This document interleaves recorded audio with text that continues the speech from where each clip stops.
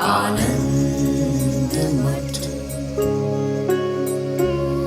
आनंद मठ और ऋषियों की अनमोल धरोहर को संजोएं।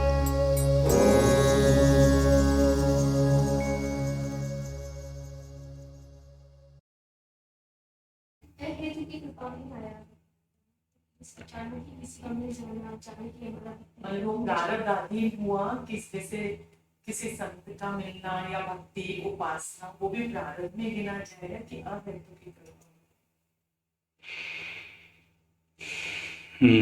अब ये फिर प्रश्न थोड़ा अलग है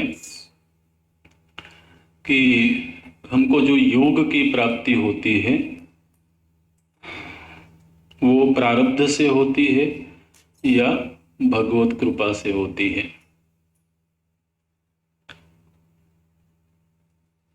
ये निर्धारित होता है व्यक्ति की मान्यताओं से। माने यदि हृदय भक्ति से भरा हुआ है तो वो हर घटना में प्रभु जी की इच्छा देखता है।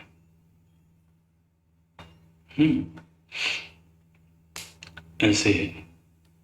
और किसी के हृदय में भक्ति नहीं है, प्रेम नहीं है, तो फिर वो गणित लगाता है। गणित लगाने का काम कौन करता है? ये किया तो ये हुआ, ये किया तो ये हुआ, इसी को गणित बोलते हैं ना, हिसाब किताब लगाना।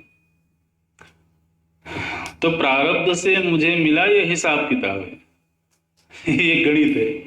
और ये गणित वो लगाता है जिसको प्रभु जी से प्रेम नहीं है। और जिसको प्रभु जी से प्रेम हो गया है वो तो फिर हर घटना में उन्हीं की इच्छा नजर आती है। ऐसे।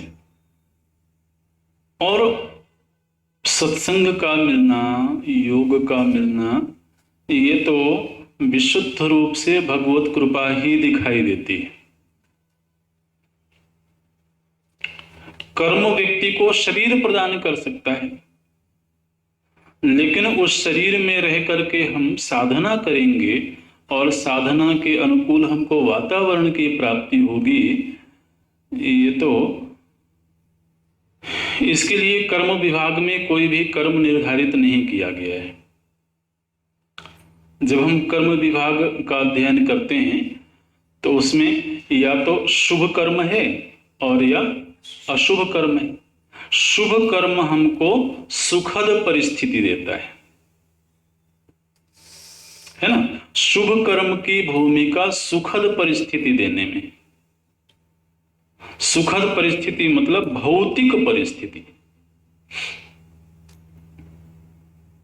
लेकिन मुक्तिदायी परिस्थिति देने में कर्म की भूमिका नहीं है। और कर्म क्यों चाहेगा कि आप मुक्त हो जाओ? कर्म कभी नहीं चाहता है कि आप मुक्त हो जाओ, क्योंकि आप मुक्त हो जाओगे तो कर्म बेसहारा हो जाएगा। कर्म को सहारा किसका है? कर्ता को ही तो है ना। कर्ता है तो उसके सहारे कर्म जी रहा है बेचारा। और मुक्त हो जाना मतलब कर्ता का मर जाना। तो कर्म कभी भी नहीं चाहता है कि आप मुक्ति प्राप्त करो, तो इसलिए वो मुक्तिदायक परिस्थिति भी क्यों देगा? ये विज्ञान समझ में आ रहा है। कर्म हमेशा कर्ता के आश्रित रहता है, चाहे वो शुभ कर्म हो या अशुभ कर्म हो। तो शुभ कर्म भी आपको मुक्ति की ओर नहीं ले जाएगा, क्योंकि मुक्ति की ओर जाते ही कर्तृत्व का भंग हो जाएगा, कर्तृत्व का बाध हो जाएगा, माने कर्तापना मर गया।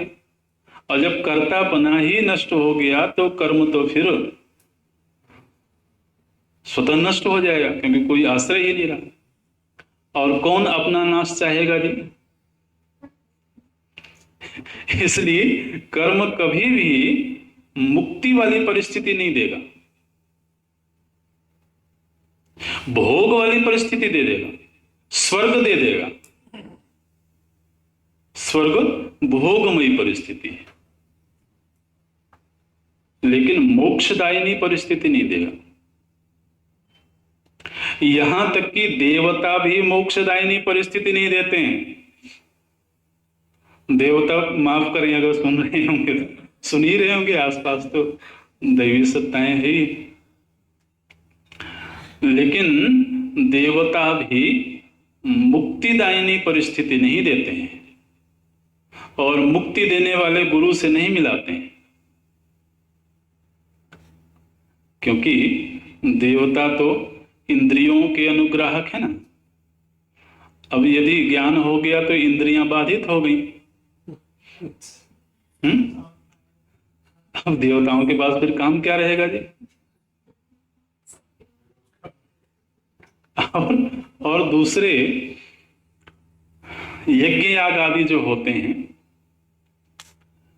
तो ऐसा कहा गया, गीता जी में भी ये बात कही गई है कि परस्परम भावयन्तः। तो जब हम यज्ञ आदि करते हैं तो देवताओं का पोषण होता है। तो यज्ञ करने वाला कर्ता यज्ञ करता है, और यदि कर्ता मुक्त हो जाए तो यज्ञ वाले कार्य तो फिर बंद हो जाएंगे, और जब यज्ञ आदि बंद हो जाएंगे तो देवताओं को भोग कौन देगा? इसलिए देवता भी और हमारे पुण्य रूप कर्म भी हमको मुक्तिदायी परिस्थिति नहीं देते हैं, सुखदायी भोगदायी परिस्थिति देते हैं। तब ये पता लगता है कि असल में तो मुक्तिदायी परिस्थिति विशुद्ध रूप से भगवत कृपा का परिणाम है। उसमें किसी प्रारब्ध की कोई भूमिका नहीं दिखाई देती है। ये जी।